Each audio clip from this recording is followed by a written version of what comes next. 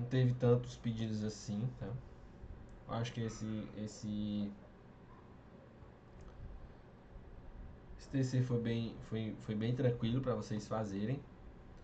Está todo mundo craque em matemática, graças a Deus. Já vou poder colocar questões mais desafiadoras aí nas próximas vezes, tá? Bom, a primeira que pediram foi essa questão número 6, que diz, né? A vazão do rio Tietê em São Paulo constitui preocupação constante nos períodos chuvosos. Em alguns trechos são construídos canaletas para controlar o fluxo de água. Uma dessas canaletas, cujo corte vertical determina a forma de um trapézio isósceles, tem as medidas especificadas na figura 1. Nesse caso, a vazão da água é 1.050 metros cúbicos por segundo. O cálculo da vazão, que em metros cúbicos por segundo, envolve o produto da área do setor transversal. Então, já dá aqui, né? O produto da área do setor transversal, por onde a água passa, em metros quadrados, pela velocidade da água no local, V, em metros por segundo, ou seja, Q igual a vezes V. Planeja-se uma reforma na canaleta com as dimensões especificadas na figura 2 para evitar a ocorrência de enchentes. Aí ele mostra aqui, né, que a canaleta vai passar dessa figura 1 para a figura 2. Aí ele dá as especificações, dá 1 e dá 2. Então a gente vai fazer primeiramente a área, né, dessa canaleta, que é uma área é um trapézio. Ele dá as dimensões, né? E a área do trapézio a gente sabe que é base menor mais a base maior, né? Bzão mais Bzinho, dividido por 2 vezes a altura. Então eu já coloquei aqui para a gente não perder muito tempo. 20 aqui. Pera aí, só um segundo.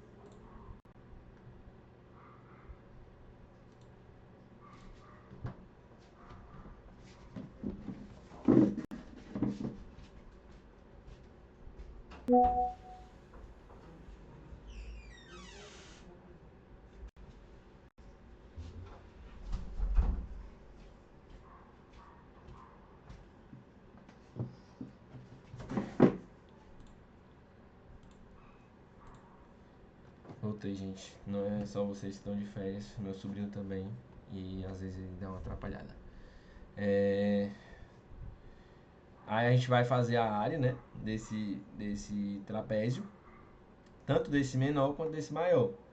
Pra gente ver qual é a velocidade que vai mudar, né? Que ele diz aqui, nas posições que a velocidade da água não se alterará, qual a vazão esperada para depois da reforma da canaleta. Então, fazendo primeiro as áreas, né? A gente acha 30 mais 20 dividido por 2 vezes 2,5, tá aqui. E isso vai dar, eu acho que 62,5 metros quadrados. Essa área 2 vai ficar 41 mais 49, que é 90, né? Vezes 2 dividido por 2, né? Que 2 aqui é a altura. Isso aqui vai 90 vezes 2 dividido por 2 é 90 metros quadrados. Então, ele diz que não vai se alterar a velocidade da água, né? Que ele dá aqui, que é a vazão da água, que é 1050 metros cúbicos por segundo. Ele diz que não vai alterar. É isso, é? Ah, não, a velocidade da água que não vai alterar. Então é esse Vzinho aqui que não vai alterar. E ele quer a vazão, no caso, desculpa. Então, ele dá a vazão, que é 1050 metros cúbicos por segundo, é igual a Vzinho, que é a velocidade da água, vezes a área do menor, né? Que ele está falando pro que tinha antes. Então, esse Vzinho vai ficar exatamente 16,8 metros por segundo. E ele diz, né, na questão que esse Vzinho, a velocidade da água, não se alterará. Então, a gente vai utilizar para esse segundo caso o Vzinho de 16,8, mas a área se alterou, passou para 90 metros quadrados. Então, a velocidade 16,8 metros por segundo vezes a área, que é 90 metros quadrados, vai dar uma vazão de 1.512 metros cúbicos por segundo. E a letra D. Certo? Alguma dúvida, gente? Posso dar prosseguimento aqui. Vamos lá. Essa 8, né, uma questãozinha de probabilidade, ele diz: uma rede de lanchonetes oferece 7 opções de pratos principais e 5 acompanhamentos especiais. Pretendendo ofertar combos promocionais, ela elaborou o seguinte anúncio para seus clientes: na compra de um prato principal, ganhe 2 acompanhamentos especiais diferentes à sua escolha. Então ele vai comprar um prato e vai receber de brinde os 2 acompanhamentos. Ele tem 7 pratos e tem 5 acompanhamentos. Ele diz: na compra de um único prato principal, o total de possíveis combos promocionais distintos que podem ser pedidos é. Então, se ele tem 7 pratos principais, vai escolher um, que é um único prato, ele tem 7 opções. E no segundo aqui, né, no acompanhamento, ele tem 5 acompanhamentos, mas ele pode escolher ele pode escolher 2. Então vai ser uma combinação de 5, escolhe 2, que é 5 fatorial sobre 2 fatorial vezes 3 fatorial. Isso aqui vai dar 5 vezes 4 vezes 3 fatorial dividido por 2 fatorial vezes 3 fatorial. Isso aqui vai cortar com isso aqui. 4 dividido por 2, 2. 5 vezes 2, 10. 10 opções, né? Então pronto. Mas o que acontece? Ele vai pedir o prato e o acompanhamento. E o I na combinação é multiplicação. Então, eu vou pegar as 7 opções de pratos principais e as 10 opções que ele tem aqui para montar esse acompanhamento especial, que vai ser 70 o nosso gabarito, tá? 70 possibilidades. Mateus, Oi.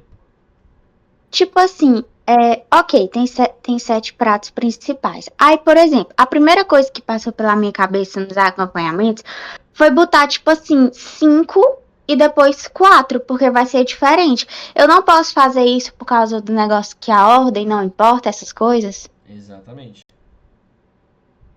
Tá, Exatamente. É obrigada. combinação. Não é um arranjo, entendeu?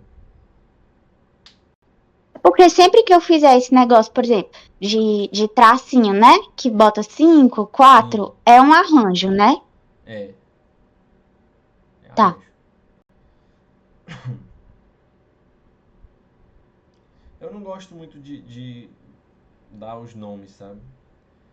Eu acho que esses nomes confundem. Eu acho que a lógica na probabilidade, quando você entende a lógica, mais do que quando você entende arranjo, que é combinação, é o que faz a diferença. A lógica da probabilidade.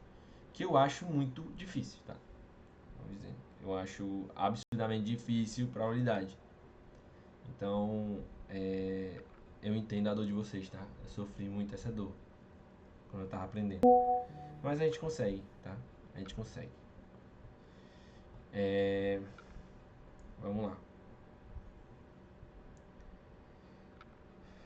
Pediram a 11 também. Já deixei aqui pra gente não perder tanto tempo novamente, né? Ele diz: uma pessoa endividou-se com uma empresa de telefonia e fez um acordo para pagar a dívida em 8 parcelas decrescentes. A primeira parcela deve corresponder a 20% do valor total da dívida e cada parcela subsequente deve ser R$ 30 mais barato que a parcela anterior. Em relação à primeira parcela de pagamento, a última parcela corresponde a, que é a porcentagem da primeira parcela. Então, a gente vai montar aqui um pouco do que ele está dizendo aqui pra gente. Ele diz que está tendo uma dívida aí de valor. Eu vou dizer que o valor da dívida.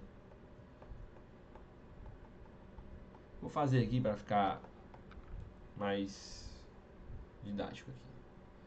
A gente tem tempo suficiente para fazer. O valor da dívida é V. Eu vou dizer, tá? E a primeira parcela corresponde a 20% do valor total da dívida, que é o valor total, que é V. Então, a primeira parcela é 20% de V. A segunda parcela, cada parcela subsequente, diz, deve ser R$ 30 a mais barata do que a parcela anterior. Então, a segunda parcela vai ser R$ 30 mais barato que 0,2V, que é 0,2V menos R$ 30. E assim sucessivamente, até a oitava parcela, que diz que são 8 parcelas, que é o 0,2V menos 7 vezes 30. 7 vezes 30 é 210, né? Então, deixa eu colocar aqui. Tá certo. Então, a gente percebe aqui que está tendo uma PA, né? Uma PA de razão igual a menos 30. Porque eu tenho 0,2V, vou diminuindo menos 30, aí depois menos 30, menos 30, menos 30. Então, a gente pode usar a soma das PAs. Porque o valor total, né? É se eu somar tudo. Eu somo tudo e eu tenho V, né? Se eu somar as 8 parcelas, eu vou ter V. Então, o somatório V é igual ao somatório SN, tá? E o somatório da PA, vocês sabem a formulazinha, né? Que é N vezes N, A1 mais AN dividido por 2, né?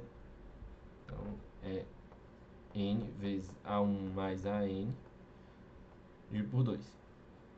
Então, SN vai ser, o N aqui são 8 parcelas, vezes A1, que é 0,2V, mais AN, que é 0,2V menos 210, tudo isso dividido por 2. Então, V vai ser 8 dividido por 2, 4. 4 vezes 0,2V mais 0,2V, 0,4V menos 210. Então, V vai ser 4 vezes 0,2, 0,4V é 1,6V. Menos 4 vezes 210 é 840. Então, 0,6V, joga isso aqui para o outro lado, tá? Vai diminuindo, é igual a 840. Então, V vai ser 1.400. Então, o valor total da dívida, eu achei que é 1.400. Então, e ele quer o quê? Ele quer, com relação à primeira parcela, qual a porcentagem referente à oitava parcela. Então, eu vou fazer aqui em cima, tá? Vou fazer aqui em cima. V é 1.400, então a primeira parcela, que é 0,2 vezes 1.400, que é igual a 280. E a oitava parcela é 0,2 vezes 1.400 menos 210, que é 280 menos 210, que é igual a 70. Então a última parcela é R$ 70 e a primeira é 280. E é o que ele quer, né? 7 dividido por 280, 7 dividido por 28, que é 1 quarto. Tá? 1 quarto é 25%, letra E. Tinha deixado aqui, mas acho que fica mais didático que eu fazendo. Alguma dúvida?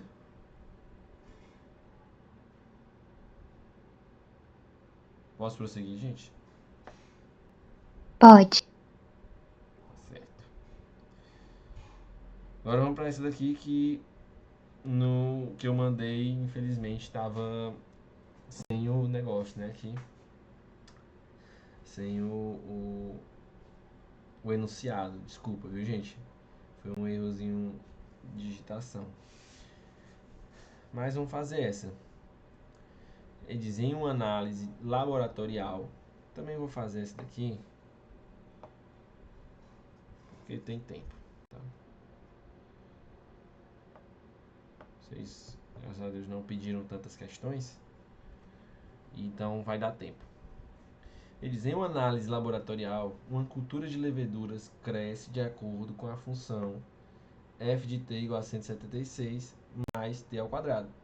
Sendo t o tempo decorrido em minutos a partir do início do estudo, certa quantidade de uma solução nutriente foi adicionada para alimentar as leveduras e decresce de acordo com a função g de t igual a 220 menos, ou 2200 menos 2t menos f de t. Então esse g de t é uma função composta, né? Que é em função de f de t também. Então a gente pode fazer g de t é igual a 2200 menos 2t menos f de t, que é 176, mais t ao quadrado. Então g de t vai ser igual a 2200 menos 2t menos 176 menos t ao quadrado. Então g de t 2200 menos 176 dá 2024 menos 2t menos t ao quadrado. Então ele quer o tempo mínimo necessário para que a solução de nutrientes se esgote. Então quando se esgota é o que? É g de t igual a zero, né? Quando g de t é igual a zero. Até porque de certa quantidade de solução de nutriente decresce de acordo com a função. Então g de t aqui no caso, o y, né, é como se fosse a solução nutriente. Então quando se esgota é quando chega a zero. Então isso aqui vai ser igual a zero. Para facilitar, eu vou tirar esse negativo aqui, ou seja, multiplicando tudo por menos 1. Quando eu multiplico tudo por menos 1, vai ficar de menos t ao quadrado vai passar para t ao quadrado, de menos 2t vai passar para mais 2t, e de mais 2024 vai passar para menos 2024, igual a zero. Então, a gente vai achar delta. Eu vou colocar um pouquinho mais em cima ali.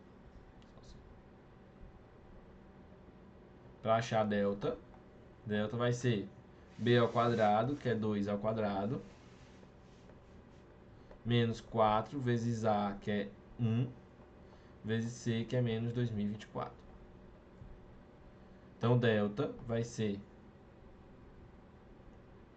4, menos com menos, mais 4 vezes 2024, que vai ficar 8.096. E delta vai ser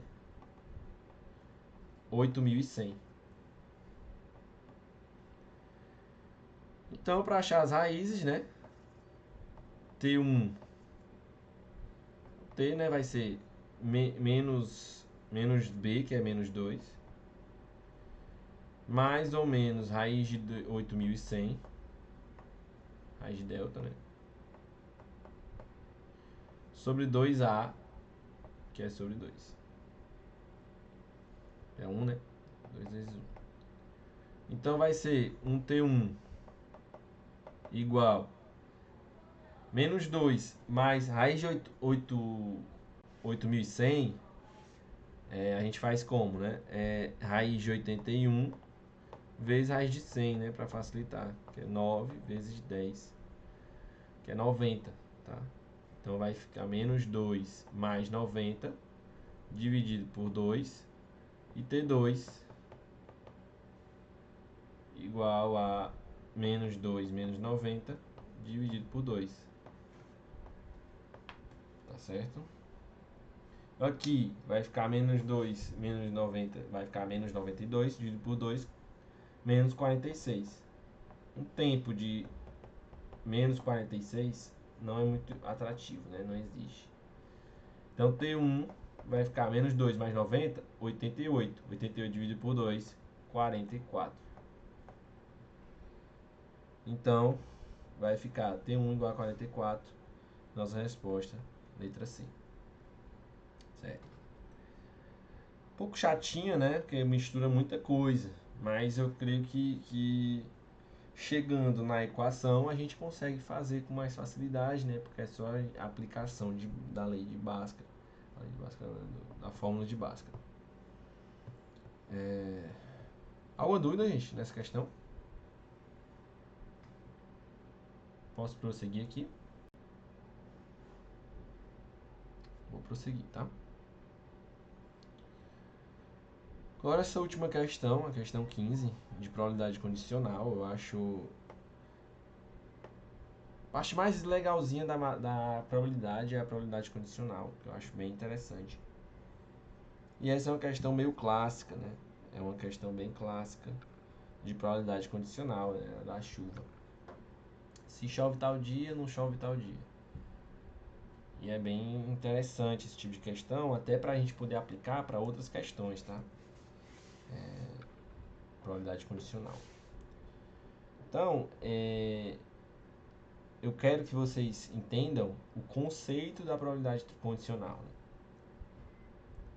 E é sempre muito interessante fazer esse tipo de gráficozinho aqui, que eu fiz aqui nessa, para a gente não se perder numa questão, que às vezes parece simples, mas que a gente se perde no meio da questão. Então, façam sempre que podem, sempre que vocês possam, fazer isso aqui, tá? Para a gente ter a certeza de que não vai errar a questão. Então, ele diz aqui, ó, em determinada semana, um meteorologista estima que a chance de chover na sexta-feira é de 30%. Caso chova na sexta, ou seja, se chover na sexta, probabilidade condicional, a probabilidade de chover no sábado é igual a 40%. Caso não chova, então, ó, se a probabilidade de chover na sexta-feira é 30%, a de não chover é o resto, 70%, porque ou chove ou não chove. Não tem meio choveu, né? Meio que choveu hoje, então não existe esse meio termo. Então ou chove ou não chove. Então 30% é de chover, 70% é de não chover. Caso chova na sexta, a probabilidade de chover no sábado é 40%. Então a probabilidade de não chover no sábado, caso chova na sexta, é de 60%. Né? Porque ou chove ou não chove. E ele diz aqui, caso não chova na sexta, a chance de chover no sábado é de 70%. Então se não chover na sexta, a chance de chover no sábado é 70% e a de não chover, caso chova na sexta, é de 30%. Então é importante que a gente saiba disso, tá? Os condicionais. E na semana em questão, a probabilidade de que chova no sábado é igual a...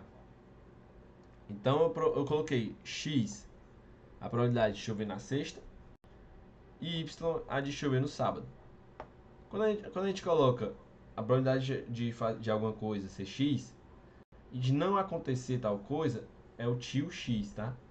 É uma linguagem matemática. Essa aqui, por exemplo, y é chover no sábado, tio y é não chover no sábado. E aqui não chover na sexta. Então, quando eu digo que x é chover na sexta, então a probabilidade de chover na sexta é P de x, que é igual a 30%, ele diz na questão. Então, a probabilidade de chover no sábado, dado que chove na sexta, ele diz que é 40%. Então, é 40% de 30% que é a chance de chover na sexta. Essa é a chance de chover no sábado, caso chova na sexta. Aí existe a chance de não chover no sábado, caso chova na sexta, que é 60%, que é o restante aqui, ó, que é de não chover no sábado, vezes os 30%, que é o que aconteceu, que é chover na sexta. Então vai ficar 18% de chance. E a probabilidade de não chover na sexta é de 70%. Então, a probabilidade de chover no sábado, caso não chova na sexta, é de 70% também, que diz na questão. É 70 de 70, que esse 70 já é isso aqui. Então é 49% de chance. E a probabilidade de não chover no sábado, dado que não choveu na sexta, é de 30%, que é o restante desse 70%, de 70%, que é 21%.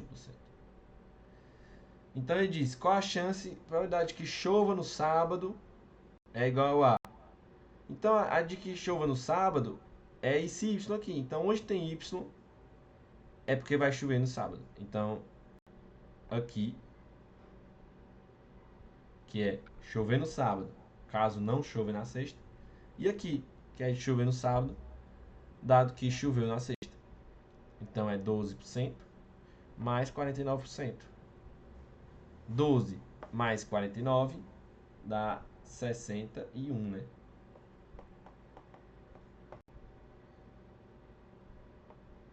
É.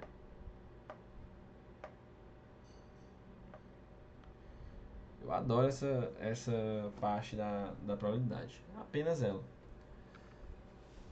O resto, por mim, podia acabar. Inclusive. Extingue a probabilidade da matemática. Eu acho que o mundo seria bem mais feliz.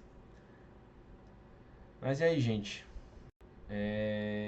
Mais alguma coisa que vocês queiram? Porque foi isso. O que vocês me pediram tá feito. Mas vocês querem alguma coisa?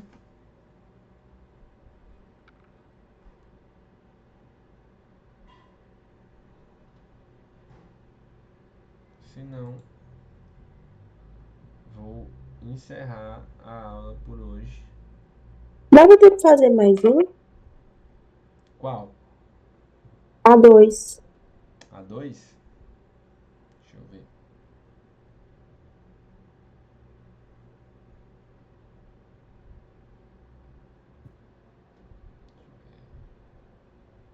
Confesso que não preparei ela, tá? Mas eu posso ver sim aqui, tá?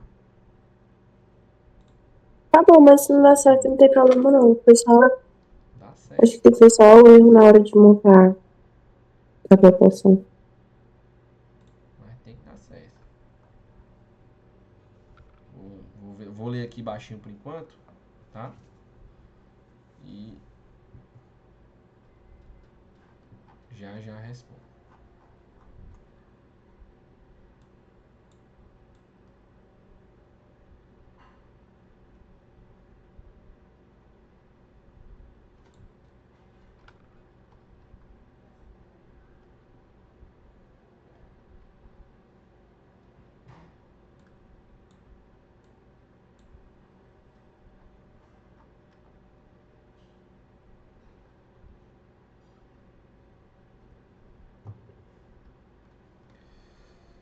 Recente contratou um novo funcionário para cuidar das vendas. Combinou pagar essa pessoa R$ 120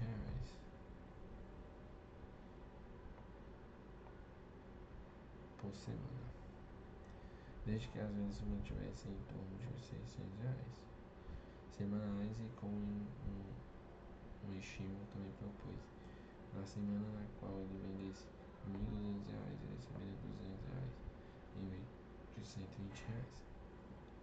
Na primeira semana, esse novo funcionário conseguiu aumentar as vendas para R$ 990 e foi pedir ao seu patrão um aumento proporcional que conseguiu aumentar nas vendas. O patrão concordou e, após fazer algumas contas, pagou ao funcionário a quantia de tá. 120.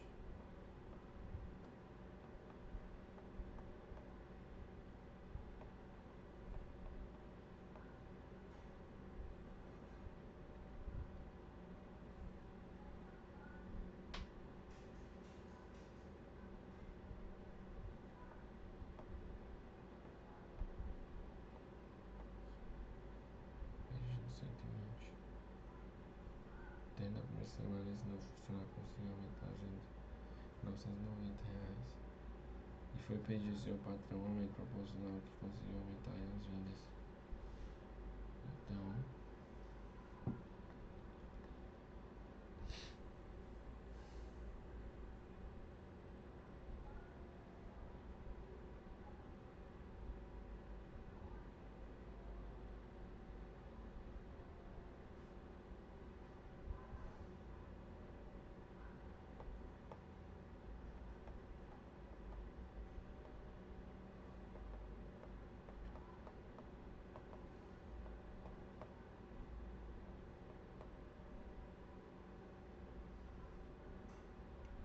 ó, vamos lá. Ele diz aqui, né? Um comerciante contratou um novo funcionário para cuidar das vendas. Combinou pagar a essa pessoa R$ 120 por semana, desde que as vendas se mantivessem em torno de R$ 600 semanais. E como um estímulo, também propôs que na semana na qual ele vendesse R$ 1.200, ele receberia R$ 200 em vez de 120. Então, quando ele dobrar de 600 para R$ 1.200 as vendas, em vez de ele dobrar de 120 para 240, né, natural, ele vai aumentar, em vez disso, vai aumentar R$ 80. Então, se ele aumentar em R$ 600 o que ele vende semanal, ele aumenta o salário dele R$ 80, tá? Então, essa é a proporção que a gente vai usar. 80, 160. Mas ele diz que em vez de R$ 1.200, ele não conseguiu vender esses R$ 1.200, ele conseguiu vender 990. E ele quer um proporcional, ele quer aumentar proporcionalmente. Então, aqui X vai ser o que vai aumentar do salário dele, 990 menos 600 aqui, né? O que aumentou. Isso aqui é 390, né? Então 80 sobre 600 é igual a X, que é o que aumentou, sobre 390. Posso cortar aqui, corta aqui e aqui. Vocês entenderam o que eu fiz aqui? Sim, deu pra entender. Eu corto aqui primeiro, depois eu corto esse aqui. Então fica 8 dividido por 6 é igual a x sobre 39. Então vai ficar x igual a 39 vezes 8 dividido por 6. Aí esse 8 dividido por 6 aqui, né, vai embora, 4 e 3. 39 dividido por 3 é 13, né? Então vai ficar 13 aqui, 13 vezes 4. Então x vai ser 13 vezes 4, que é 42, né?